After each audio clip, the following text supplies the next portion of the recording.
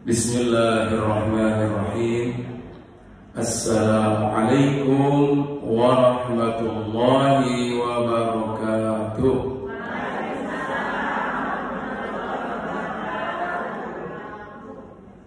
Alhamdulillah wa syukurillah ala nikmatillah.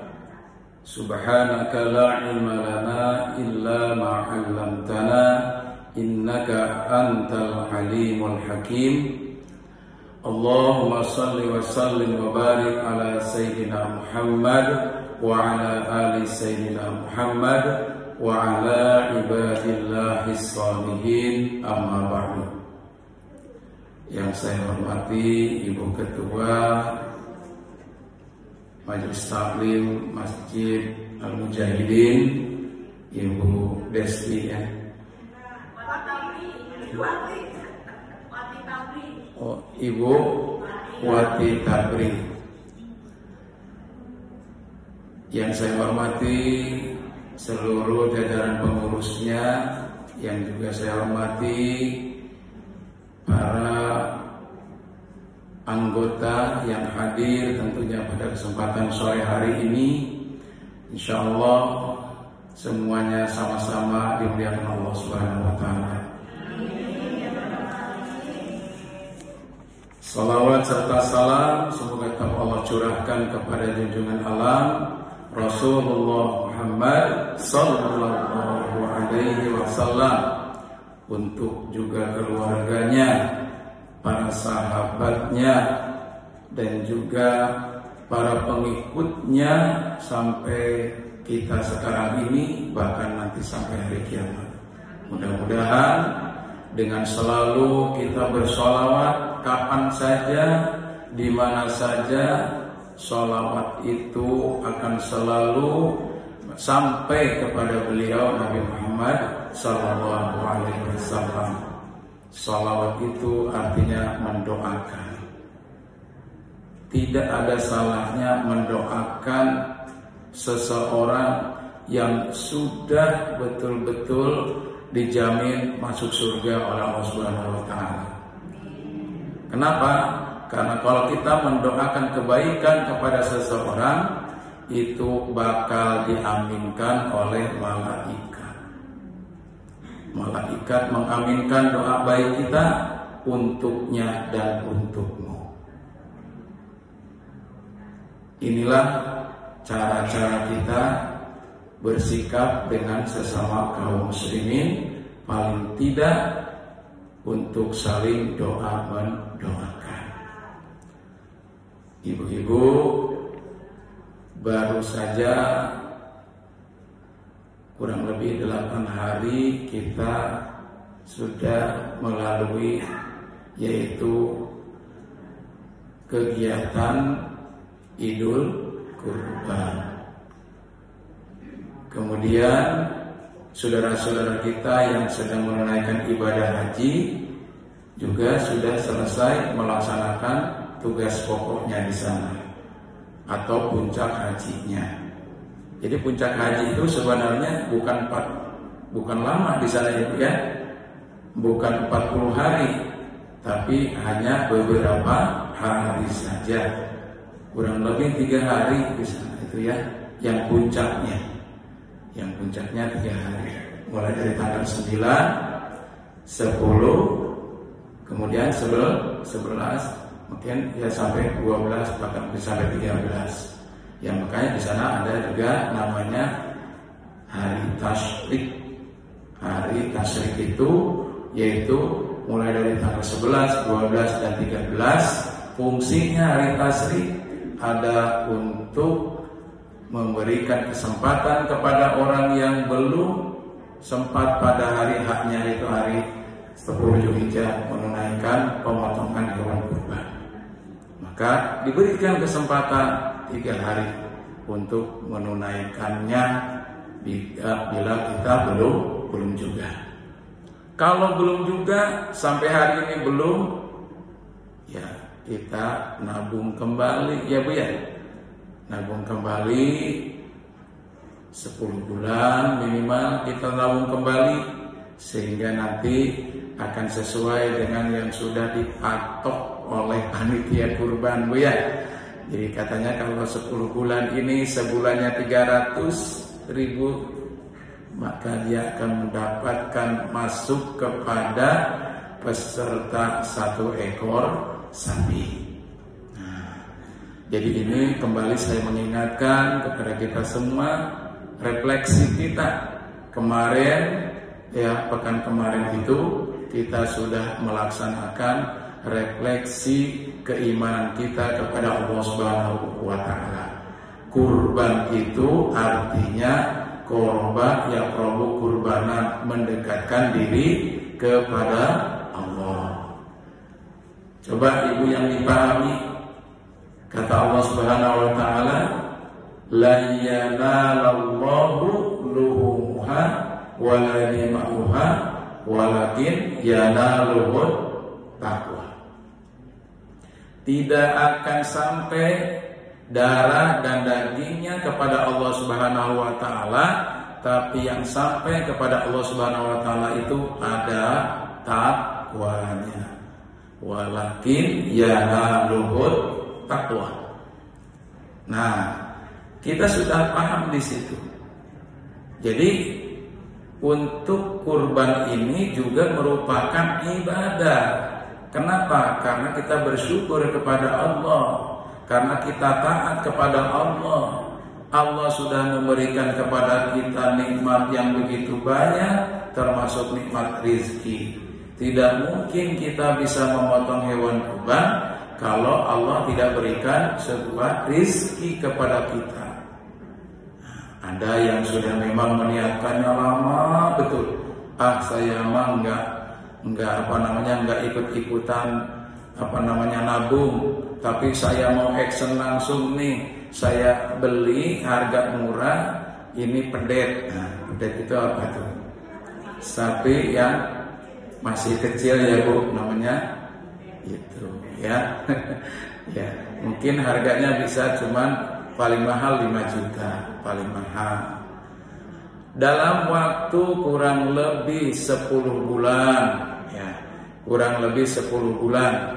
Mungkin pada waktu itu umurnya sudah 3 bulan ya.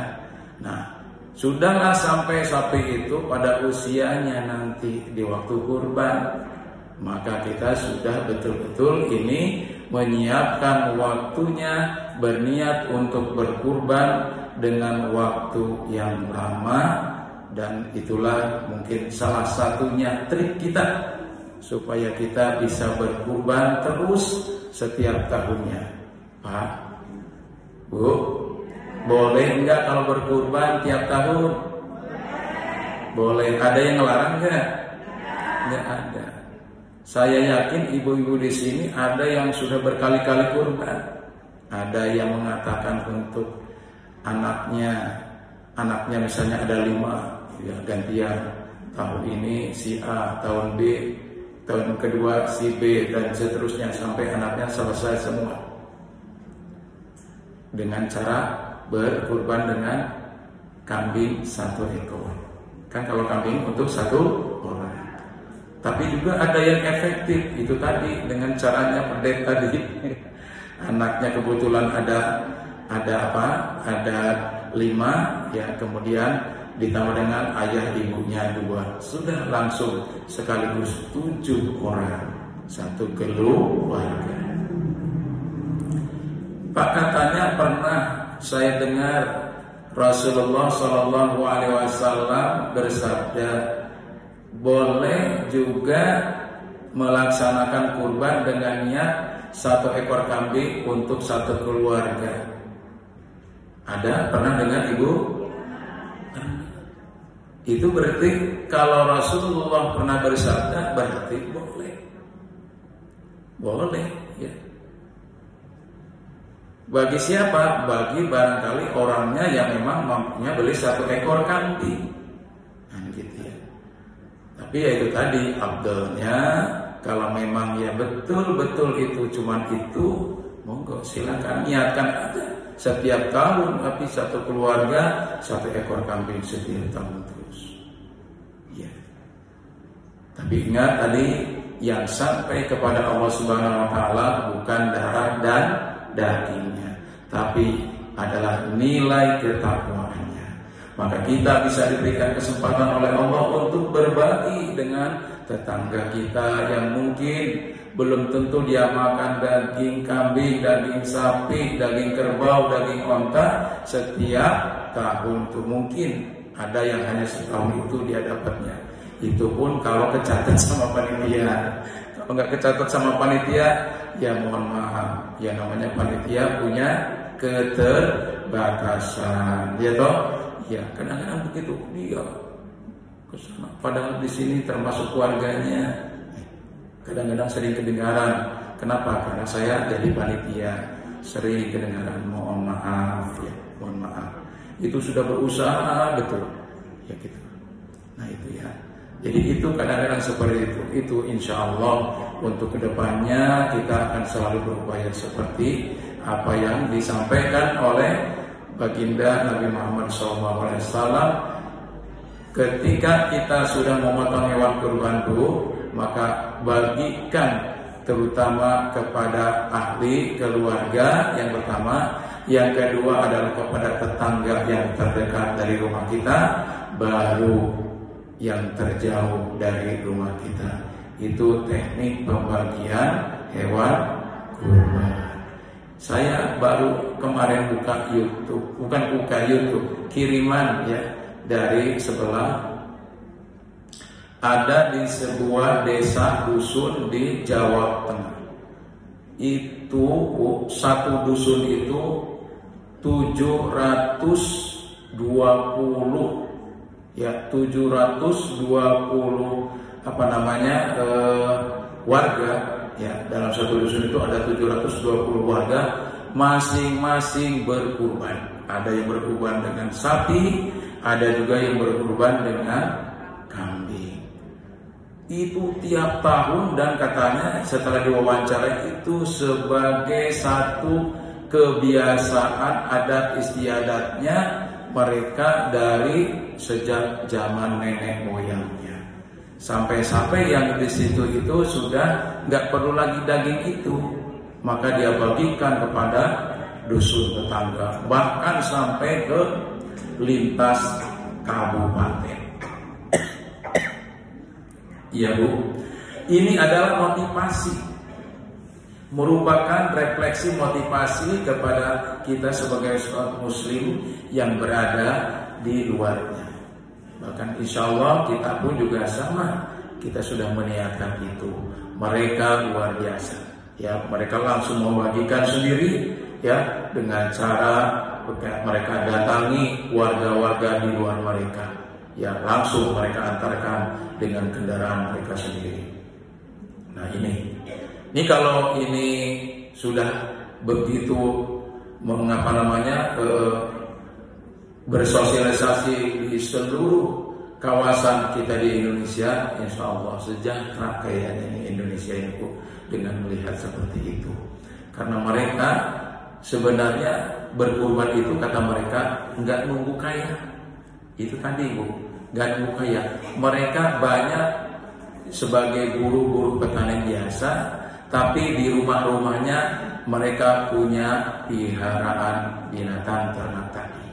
Nah akhirnya dengan cara seperti itulah memudahkan mereka setiap tahun berkurban. Gak harus beli karena mereka sudah menyiapkan berbulan-bulan sebelumnya.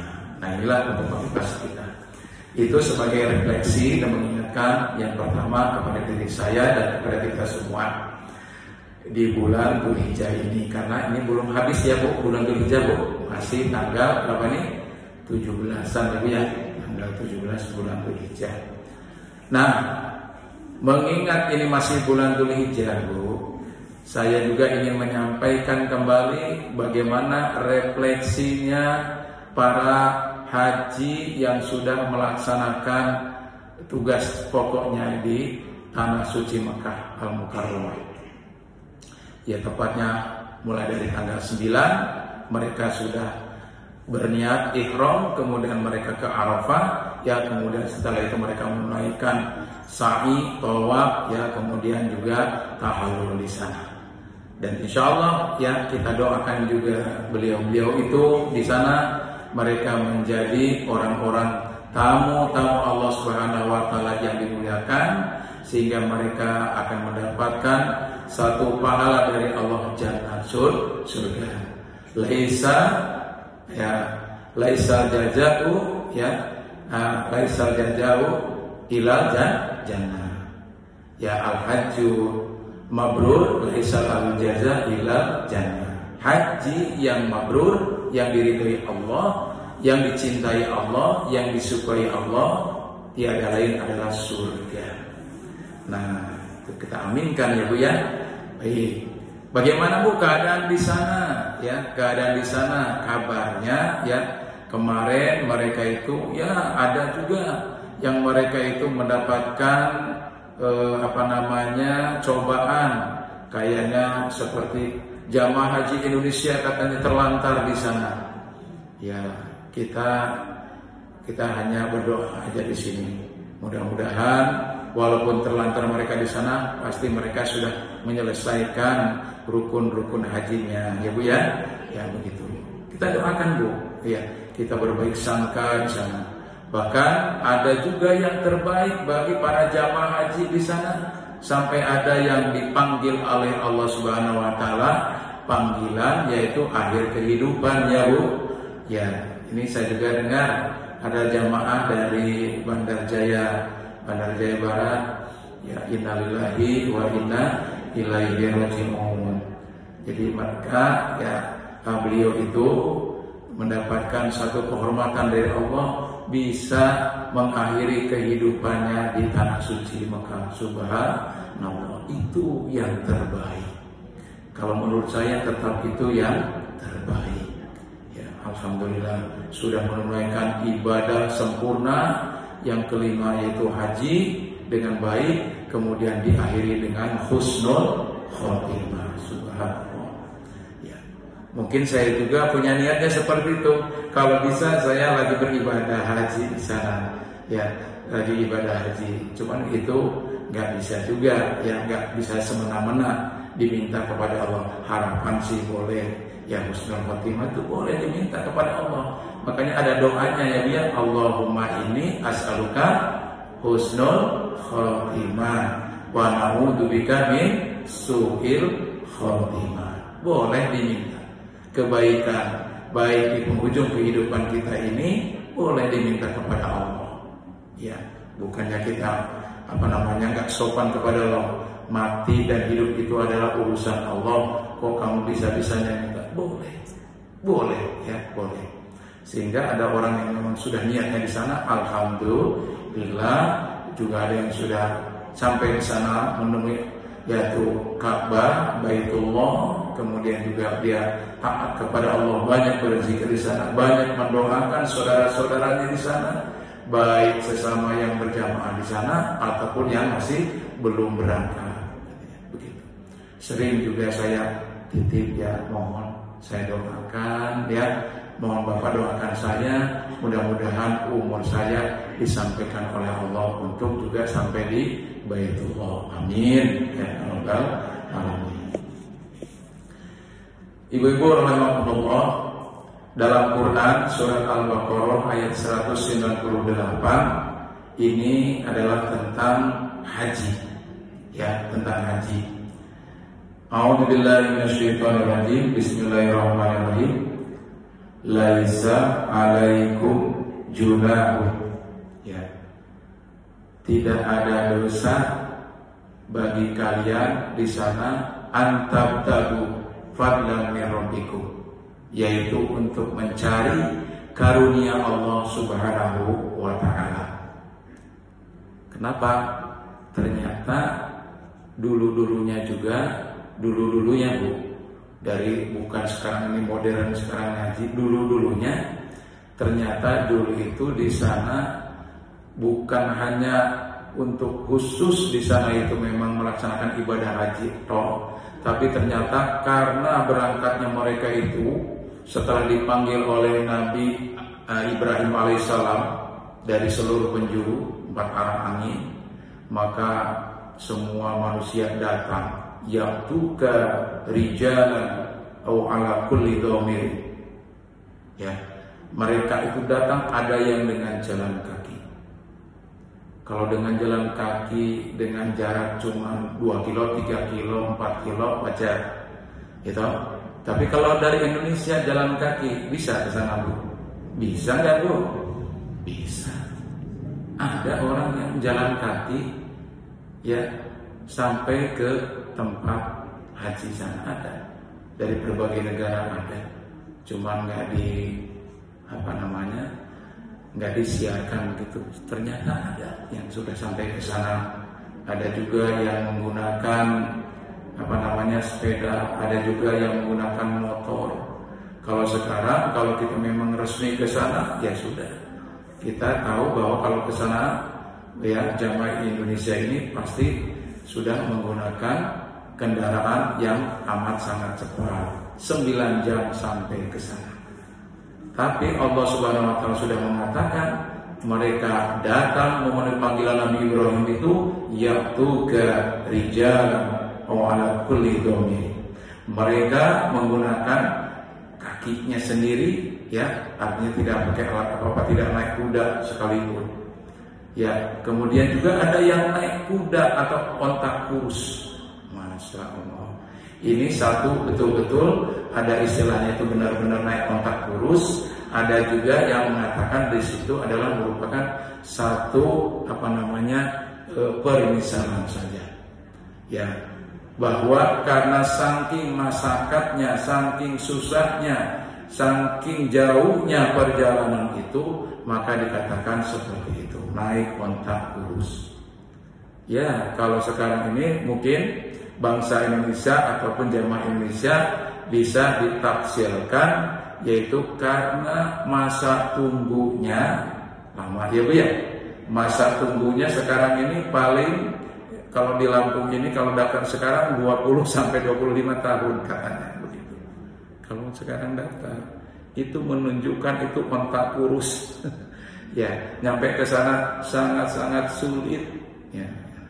Terus yang kedua juga yang mahal. Ya toh, kalau kita juga mendaftarkan berniat, tapi kalau belum mendaftar ya nggak nyampe-nyampe ke sana. Harus daftar dieksekan dengan membayar, nah itu membayar DP-nya ya. Kemudian baru kita akan mendapatkan kuota untuk berangkat ke sana. Itu bagi orang-orang yang dalam rangka dia berniat ke sana. Tapi sekali lagi haji itu tidak harus nunggu kaya. Tidak lagi harus nunggu kaya. Karena apa? Haji adalah merupakan kewajiban bagi setiap muslim, laki-laki maupun perempuan, terutama yang sudah akil balik. Ini kewajiban haji. Jadi caranya bagaimana? Ya sekarang ini pemerintah sudah memberikan kesempatan untuk ada dana tahunan tadi. Ya silakan. Ya, kalaupun kita nanti sampai usia kita sampai ke sana, alhamdulillah. Kalaupun kita sudah dipanggil duluan oleh Allah Subhanahu wa taala, hayat kita memang sampai usia seperti itu, haji belum terlaksana, maka kita sudah berniat untuk menunaikan ibadah haji. Jadi tidak ada lagi celaan dari Allah Subhanahu wa taala. Maka silakan ya, ini adalah kesempatan kita, maka kita mari kita pahamkan itu. Ya. Faidah Arafatin ya, faidah afatum Arafat ya, maka apabila sudah kita sampai melaksanakan ibadah haji itu, maka kita di situ boleh banyak fadkurullaha dzikran katsira. Banyak-banyak mengingat Allah Subhanahu wa taala. Maka kalau orang sudah berangkat haji itu, haji itu kan yang pertama adalah mengingat kepada Allah dengan sungguh-sungguh. Kemudian yang kedua, haji itu secara makna ya, dohirnya haji itu adalah bergerak. Bergerak mulai dari kita berangkat dari rumah ini ya menuju ke tanah suci, itu kan bergerak. Terus sampai di sana juga pekerjaannya bergerak itu dari satu tempat ke tempat lain. Ya, mulai dari misalnya kalau yang datang duluan ke sana itu sebelum pelaksanaan haji ada yang ke Madinah dulu, Arba'in dulu di sana. Arba'in itu sholat 40 rakaat di Madinah. Nah itu. Setelah itu baru dia berangkat ke Mekah. Dan di Mekah pun nanti masih nunggu waktu hari haknya. Nah itu. Nah di sana terus bergerak, beribadah, ya, berpindah dari satu tempat ke tempat lain, ya kan? Jadi rukun satu kepada rukun berikutnya itu beda tempat. Nah itu namanya bergerak. Maka para hujjaj, ya, para haji yang sudah di sana melaksanakannya dan pulang ke tanah air dengan membawa haji yang diridhoi Allah Subhanahu wa taala, tidak berhenti untuk terus bergerak melaksanakan amal-amal sholih. Kalau di sana suka nggak pernah sholat di maktab, sholatnya selalu berada di masjid berjamaah. Kan di maktab juga ada tempat sholat berjamaah, emang ada musholanya juga ada. Tapi kan kita sudah niat ke sana itu adalah kita akan sholatnya di Masjidil Haram. Kan beda sholat di Masjidil Haram itu. Nah gitu. Nah inilah niat kita ini sebelum kita berangkat ke sana dikuatkan sehingga kita akan sampai niatnya itu ke sana. Tapi juga setelah kita menunaikan ibadah haji tidak berhenti di situ. Di sini tetap kita akan selalu menjadi penggerak masyarakat. Ya, kalau di sini ada yang masih belum juga menunaikan ibadah sholatnya 5 waktu di masjid, ya kita sapa-sapa dulu. Kita sapa-sapa paling tidak begitu. Ya, kita ajak-ajak dulu, dan seterusnya. Dengan cara apa? Dengan cara yang maidoh hasanah tadi. Dengan cara yang baik, dengan cara yang bagus, dengan cara yang tutur kata bagus, dengan sikap yang tidak kita memaksa. Nah, sekarang ini haji itu ya merupakan bagian daripada amar ma'ruf nahi munkar. Bukan sekedar kita ingin dipanggil Bu Haji, ya, tapi kita lebih mengutamakan aplikasi daripada haji itu adalah selalu menjadi penggerak terdepan. Nah, ini dalam hal untuk kebaikan. Jadi kalau di sini nanti ada apa kegiatan misalnya Bu Hajah yang di sini yang sudah pergi haji, ya ada yang sekali, ada yang sudah 2 kali dan seterusnya. Monggo silakan selalu menjadi pelopor untuk memberikan motivasi berbuat amal yang baik di sini. Misalnya di sini ada Bu, di sini Jumat Berkah Bu, ada. Alhamdulillah. Teruskan yang sudah ada, jangan gara-gara kelas sedikit dengan kawan-kawannya kemudian nggak ada lagi lah, saya malas lah, gitu ya. Jangan, ya Bu, itu sudah biasa. Itu dalam rangka apa? Dalam rangka untuk ta'aruf, untuk saling kenal mengenal lagi. Kalau udah tahu dia karakternya begitu ya sudah. Ya, yang penting kita terus saja beramal.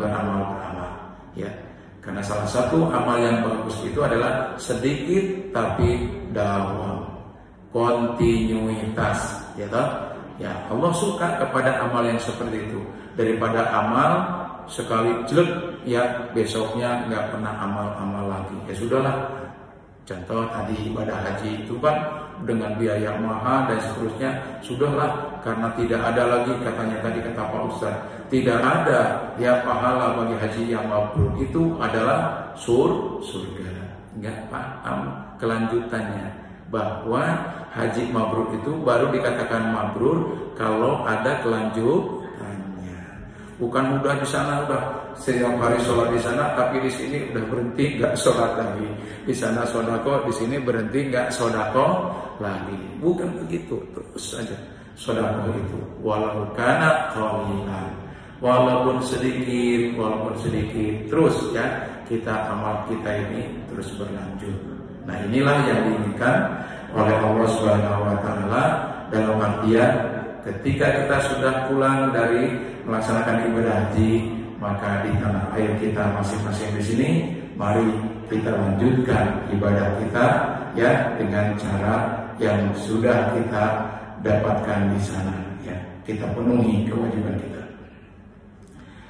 Ibu-ibu rahimakumullah, kemudian bahwa ini Ibnu Abbas pernah menceritakan bahwa dulu ada orang-orang Arab itu pernah dia berdiri di Arafah dan orang-orang Quraisy berdiri di dekatnya, yaitu di Muzdalifah. Maksudnya apa di sini? Bahwa haji pada waktu itu orang-orang Quraisy ya, masih sebelum Nabi Muhammad SAW itu diutus oleh Allah, dia kan biasa selalu berada di Ka'bah. Bahkan mereka naruh berhala-berhala itu sebanyak 360 berada di Ka'bah. Nah, padahal orang-orang yang jauh dari sana, dari 4 penjuru itu datang ke Mekah betul-betul dia untuk menunaikan panggilan Allah. Ya, panggilan Allah tadi yang sudah diawali dengan Nabi Ibrahim. Mereka benar-benar mau menunaikan apa jelasnya Nabi Ibrahim alaihi salam, menunaikan rukun haji sebagaimana sekarang. Tapi orang-orang Mekah situ sendiri, tuan rumahnya, nggak melakukannya, yang belum masuk ke dalam Islam. Nah itu. Jadi bagaimana nih maksudnya? Nah maksudnya di sini bahwa bisa jadi orang-orang yang sudah berada di sana pun ya, orang-orang yang sudah menjadi penduduk Mekah itu belum tentu dia menunaikan ibadah haji, belum tentu. Ya, belum tentu. Karena mungkin juga ada aturan ya, ada aturan dari kerajaan di sana. Kita lebih memberikan perhatian ataupun memberikan prioritas kepada jamaah di luar penduduk kita ini, kata rajanya. Yang itu kata rajanya. Kan kalau di dalam syariatnya sekali cukup haji itu seumur hidup. Nah itu. Kalau yang sudah mereka menjadi penduduk di sana ngapain? Tiap haji juga ke sana menuhin mungkin ya, begitulah kira-kira aturan yang ada di sana. Makanya orang-orang yang berada di sana itu ya bisa jadi mereka hanya menonton, bahkan mereka melayani dengan cara tadi ya, berdagang dan seterusnya. Bahkan ya tadi sebagaimana juga disampaikan dalam ayat tadi dalam Quran di awal surat Al-Baqarah ayat 198, tidak ada dosa juga kalau kita dari sini di sana juga niat berdagang ya, niat berdagang sambil berdagang maksudnya, itu juga tidak ada dosa ya, cuman jangan kebablasan ya, jangan kebablasan ya, karena ada pernah terdengar jamaah itu ada yang dagang di sana sehingga disorot malah dagang di sana, kan begitu.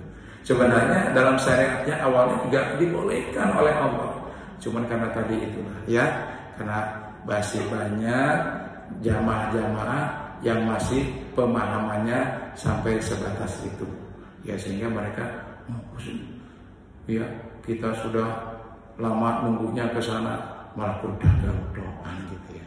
Nah bagi orang yang seperti itu nggak apa-apa ya, sebenarnya nggak apa-apa. Yang penting dia betul-betul melaksanakan ya syariat hajinya ataupun syarat rukun hajinya dengan baik dan benar selama di sana. Sambil berdagang boleh, karena dulu itu ada namanya pasar ukas ya, pasar ukas, pasar apa lagi namanya ya, pasar ukas itu adalah satu pasar di mana pasar tersebut digelar juga sampai musim haji. Pasar ukas itu sampai musim haji, bahkan sampai di zaman Rasulullah SAW pun di situ dibolehkan mereka menggelar dagangannya. Tapi ingat, ketika waktu-waktu sholat ya, faidah kemudian apabila sudah dipanggil oleh Allah idza nudiya lis-sholat, maka ikutilah seruan Allah Subhanahu wa taala. dalam Quran surah Al-Jumu'ah itu faida nudiya lizal min jami'a fas'au ila dzikrillah wa dzarul bai'. Apabila kamu sudah dipanggil oleh Allah untuk melaksanakan ibadah sholat Jumat, sholat 5 waktu, ya, fas'au ila dzikrillah, maka sudahlah untuk menuju panggilan Allah, tinggalkan aktivitas jual beli. Itu kan artinya apa? Asal mulanya hukumnya mubah, boleh kita menunaikan haji sambil berdagang di sana. Tapi harus tahu ilmunya, ya, harus tahu ilmunya tadi. Jangan cuma niat kita berdagang, memang bisa nambahin orang berdagang. Bahkan ada yang sudah sebelum 1 tahun ke sana dia sudah menjadi pedagang di sana. Waktunya haji dia berhaji di sana. Caranya, trik-triknya untuk berangkat ke haji dengan cara berbagai macam. Boleh ya Bu? Boleh, silakan. Ibu-ibu rahimakumullah. Maka oleh karena itu sekali lagi haji adalah tidak harus menunggu kaya, walaupun di situ tuh istito'a ilaihi sabila, berangkat ke sana sesuai dengan kemampuan.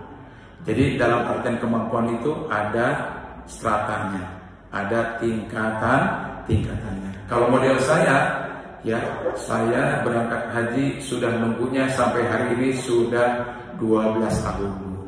Ya, enggak percaya ya Bu, ya, sudah 12 tahun. Kira-kira tahun berapa itu hitung sendiri. Sudah 12 tahun. Nah, mudah-mudahan tahun ke-13, pahit-pahitnya tahun ke-14 dari saya nunggu, mudah-mudahan umur saya disampaikan ke sana. Amin ya rabbal alamin. Nah, itu. Jadi itu tadi. Jadi boleh kita nabung terus, nabung. Ya, boleh kita nabung dengan cara yang halal, tapi ya, dengan cara yang bagus, dengan cara yang baik. Ya, bahkan ada orang yang memang dengan cara amal-amal solehnya itu yang luar biasa, dia dipercepat oleh Allah Subhanahu wa taala untuk berangkat ke sana. Ada Bu yang dipercepat ya Bu, ya, ada. Ya, satu hari Bu, ada orang itu sedekahnya Bu, tiap hari Jumat dia jadikan becak, dia becak berkah, nggak perlu ngasih ongkos, becaknya terus ya dipakai. Pak, mau kemana Pak? Pulang. Mau ke sana, ayo naik becak saya. Tapi begitu bapak itu mau ngasih uang ini, ya, ke ongkos becak, dia tolak. Maaf Pak, hari ini becak saya gratis hari ini. Gitu. Hari ini bisa saya gratis. Dilalahnya pekan depan, Jumat depan, ketemunya dengan bapak itu lagi. Sampai katanya berkali-kali, sampai 5 kali naik becaknya bapak itu. Dan itu bukan suatu kesengajaan. Lagi-lagi kok yang lain nggak pada mau naik becaknya, dia mau. Nah, dan bapak itu udah mikir, jangan-jangan ini di becak yang nggak mau dikasih ongkos. Memang betul, nggak mau lagi dikasih ongkosnya. Dan dia sudah tahu tempatnya ke sana. Ternyata bapak itu punya niatan, saya ingin menghajikan tukang becak. Akhirnya pas hari yang terakhir dia membawa bapak itu dengan becaknya. Jadi dia katakan, Pak, bapak nggak mau dikasih ongkos sama saya. Apakah bapak sudah pernah berangkat haji? Belum. Mau Pak kalau berangkat haji? Langsung, ya mau. Nah itu ya, tolong Pak, bawa besok KTP bapak. Didaftarkan, akhirnya didaftarkan haji.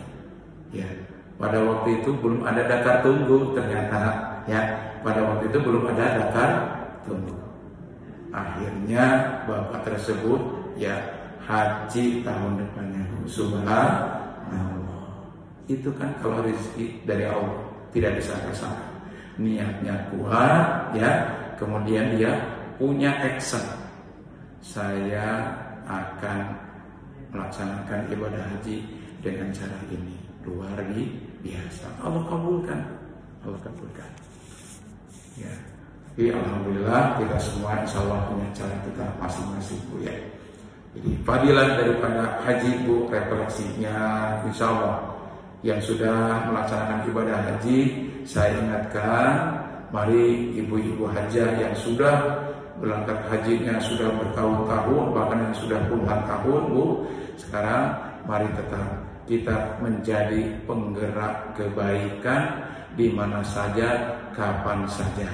Ya, termasuk dalam hal ini bergeraknya adalah dalam menghidupkan majelis-majelis taklim. Terus bergerak ya sampai kepada Allah Subhanahu wa taala memanggil kita yang terakhir. Amin ya rabbal alamin. Mungkin ini aja yang dapat saya sampaikan ya. Mudah-mudahan sebagai refleksi pertama adalah kurban ya, kita akan terus berkurban apa saja ya demi dalam rangka untuk menunaikan ketaatan kepada Allah Subhanahu wa taala. Kemudian yang kedua adalah kita terus bergerak dalam amal kebajikan apa saja dan di mana saja. Kita berdoa kepada Allah Subhanahu wa taala agar Allah tetap memberikan petunjuknya dan hidayahnya kepada kita semua, terutama adalah nikmat iman, nikmat Islam dan juga nikmat kesehatan. Dari Allah Ta'ala wa bi syafaati Rasulullah sallallahu alaihi wasallam. Al-Fatihah.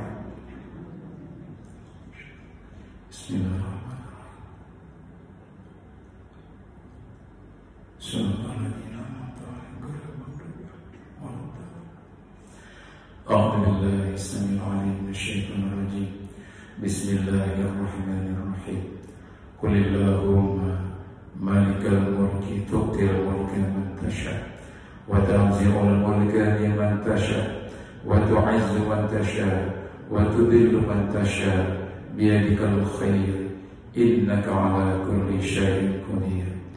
Tulijul layla fil nahar wa tulijul nahara fil layl wa tukhrijul hayya minal mayyit wa tukhrijul mayyita minal hayy wa tarzuqu man tasha'u bighairi hisab. Allahumma inna hadha ikbalu layli wa idbaru nahari wa aswatu du'ati faghfir lana Allahumma ighfir lana dhunubana wa dhunuba abaina wa ummahatina wa jadadina wa jaddatina wa asatidina wa asatidatina wa masyayihim wa li'a'immatil muslimin wa ammatihim bi rahmatika ya arhamar rahimin. Allahumma a'inna ala dzikrika wa syukrika wa husna ibadatik. Allahumma kfina bihalalika an haramika wa aghnina bifadlika amman siwa. Allahumma inna nas'aluka hajjan mabruran wa sa'yan mashkuran wa tijaratan lam tabur. Ya alima ma fis-sudur, akhrijna ya Allah minadh dhulumati ilan nur. Akhrijna ya Allah minadh dhulumati ilan nur. Allahumma innaka ta'lamu anna hadhihi al-qulub qad ijtama'at ala mahabbatik wa taqat ala ta'atik wa ta'ahadat ala nusrati syari'atik. Fawaffiq Allahumma rabitataha wa addim muddaha wahdiha subulaha wamla'ha binurika alladhi la yakhbu washrah suduraha bifaydil iman bik wa jamili tawakkuli alaik wa ahliha bima'rifatik wa amitha ala syahadati bisabilik innaka ni'mal mawla wa ni'man nasir. Wa sallallahu ala sayyidina Muhammadin wa ala alihi wa sahbihi wa baraka wa sallam. Subhana rabbika rabbil izzati amma yasifun wa salamun alal mursalin walhamdulillahi rabbil alamin. Demikian yang dapat saya sampaikan, kurang lebihnya saya mohon maaf, kepada Allah saya ampun. Assalamualaikum warahmatullahi wabarakatuh.